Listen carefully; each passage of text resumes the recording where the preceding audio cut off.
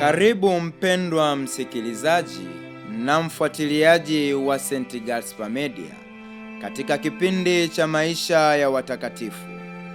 Ikiwa leo ni tarehe 6 Agosti, kanisa linaadhimisha sikukuu ya kung'ara sura kwa Bwana wetu Yesu Kristo. Mwaka mmoja kabla ya kuteswa kwake, Bwana wetu Yesu Kristo aliwatwaa mitume wake watatu, Petro, Yakobo na Yohane nduguye, akawatenga kando na wafuasi wake.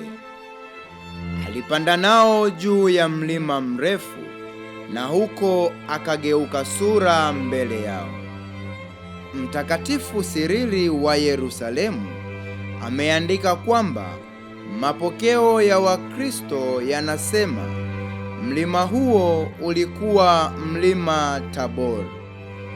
Uso wa Yesu uling'aa kama jua na mavazi yake yalikuwa meupe kama theluji.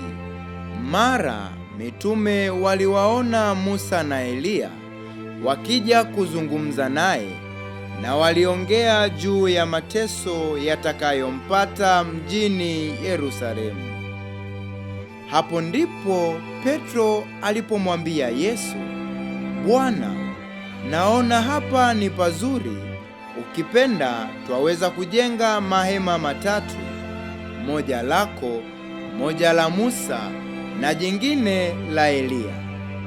Alipokuwa akisema bado, wingu jeusi likawafunika, na ikasikika sauti kutoka katika wingu hilo, huyu ni mwanangu mpenzi ninayependezwa naye, msikieni yeye. Mitume waliposikia maneno haya, walianguka chini kwa hofu kuu. Lakini Yesu aliwajongea akawagusa akisema, simameni, msiogope.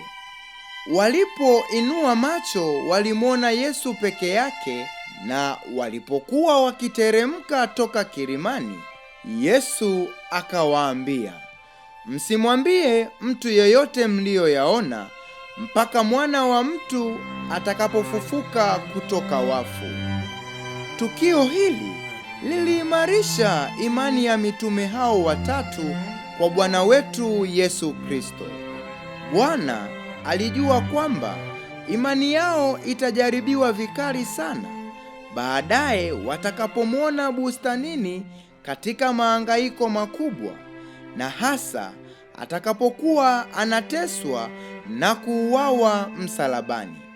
Kwetu sisi, hii ni nafasi ya kuimarisha upya imani yetu kwa Kristo Bwana wetu msulubiwa na mfufuka, ambaye kwayo heri yake tunaitumaini kuishiriki baadaye.